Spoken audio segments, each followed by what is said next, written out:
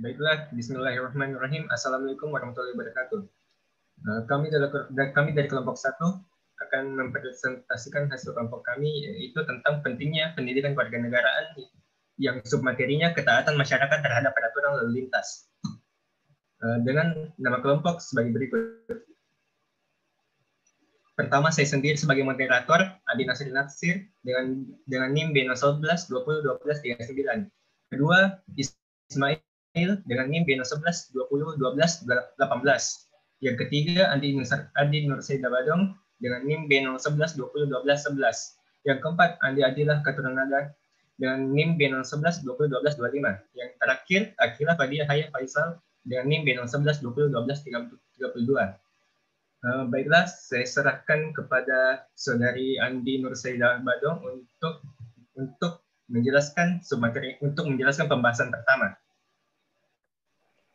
Untuk pembahasan pertama ada Undang-Undang Republik Indonesia Nomor 22 Tahun 2009. Jaringan lalu lintas dan angkutan jalan adalah serangkai simpul dan atau ruang kegiatan yang saling terhubungkan untuk penyelenggaraan lalu lintas dan angkutan jalan. Lalu lintas dan angkutan jalan adalah satu kesatuan sistem yang terdiri atas lalu lintas, angkutan jalan, jaringan lalu lintas, dan angkutan jalan. Prasarana lalu lintas dan angkutan jalan, kendaraan, pengemudi, pengguna jalan, serta pengelolaannya. Lalu lintas dan angkutan jalan diatur oleh sebuah undang-undang, yaitu Undang-Undang 22 Tahun 2009 tentang lalu lintas dan angkutan jalan. Pertimbangan yang menjadi latar belakang pengesahan Undang-Undang 22 Tahun 2009 tentang lalu lintas dan angkutan jalan adalah: 1. Bahwa lalu lintas dan angkutan jalan mempunyai peran strategis dalam mendukung pembangunan dan integrasi nasional sebagai bagian dari upaya memajukan kesejahteraan umum, sebagaimana diamanatkan oleh Undang-Undang Dasar Negara Republik Indonesia tahun 1945. Yang kedua, bahwa pengembangan lingkungan strategis nasional dan internasional menuntut penyelenggaraan lalu lintas dan angkutan jalan yang sesuai dengan perkembangan ilmu pengetahuan dan teknologi otonomi daerah, serta akuntabilitas penyelenggaraan negara. Selanjutnya, submateri kedua, saya serahkan kepada Saudara Ismail.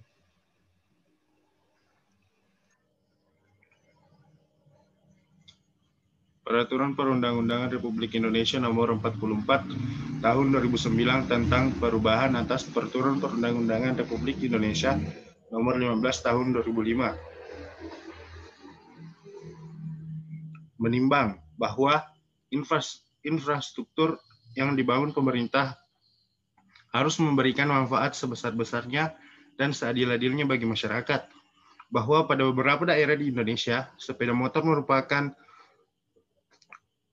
moda transportasi dengan populasi yang cukup besar sehingga perlu diberikan kemudahan dalam penggunaan infrastruktur jalan tol dengan memperhitungkan faktor keselamatan dan keamanan.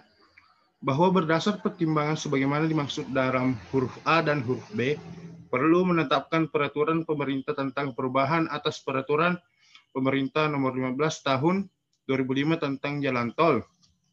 Mengingat pasal 5 ayat 2 Undang-Undang Dasar Negara Republik Indonesia tahun 1945, Undang-Undang Nomor 38 tahun 2004 tentang Jalan, Lembaga Negara Republik Indonesia tahun 2004 Nomor 132,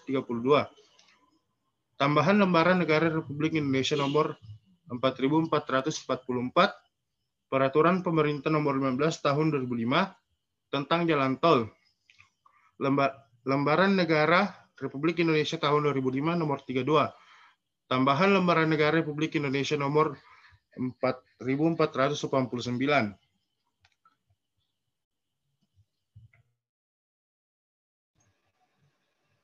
Baiklah, pembahasan selanjutnya saya serahkan kepada Saudari Andi Adilah Katuranaga. Oke, yaitu Perundang-undangan nomor 15 tahun 2005.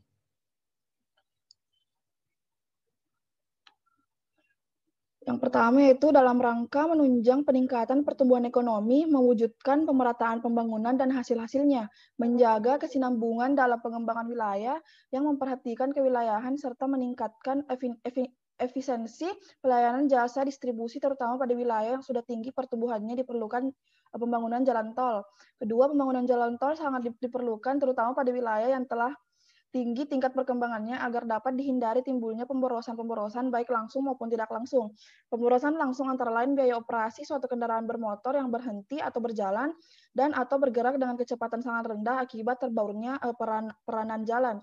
Pemborosan tidak langsung antara lain nilai relatif dan kepentingan tiap pemakaian jalan menyangkut segi waktu dan kenyamanan. Yang ketiga, dalam rangka mengoptimalkan fungsi dan kinerja, maka keanggotaan BPJT terdiri atas unsur pemerintah, unsur pemangku, kepentingan, dan unsur masyarakat. Karena dengan adanya unsur-unsur di atas, maka dalam melaksanakan dapat saling melengkapi, mengoreksi, dan menyelesaikan semua permasalahan perusahaan jalan tol.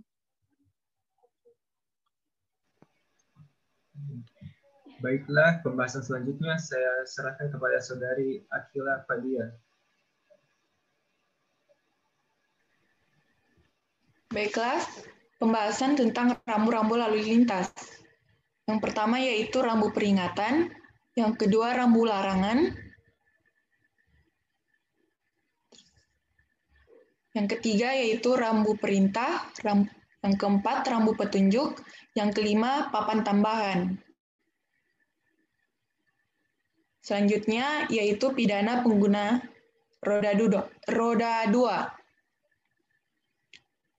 Yang pertama yaitu dalam penggunaan helm. Kewajiban menggunakan helm standar nasional Indonesia bagi pengendara sepeda motor diatur dalam pasal 57 ayat 1 ayat 2 Undang-Undang Nomor 22 Tahun 2009 tentang lalu lintas dan angkutan jalan, Undang-Undang Nomor 22 Tahun 2009 yang berbunyi 1. Setiap kendaraan bermotor yang dioperasikan di jalan wajib dilengkapi dengan perlengkapan kendaraan bermotor. Yang kedua yaitu perlengkapan sebagaimana dimaksud dengan pada ayat 1 bagi sepeda motor berupa helm standar nasional Indonesia. Yang kedua yaitu lawan arah. Motor yang melawan arus tentu dilarang karena dapat membahayakan pengguna jalan lainnya. Memang tidak ada ketentuan yang secara eksplisit melarang kendaraan melawan arus, akan tetapi pada umumnya terdapat rambu lalu lintas yang menandakan bahwa jalan tersebut adalah satu arah, atau tanda larangan masuk dari sisi jalan tertentu, atau jadi tidak boleh dua arah. Sekian hasil presentasi dari kelompok kami. Lebih dan kurangnya mohon dimaafkan. Wabillahi taufiq wal hidayah. Wassalamualaikum warahmatullahi wabarakatuh dan terima kasih.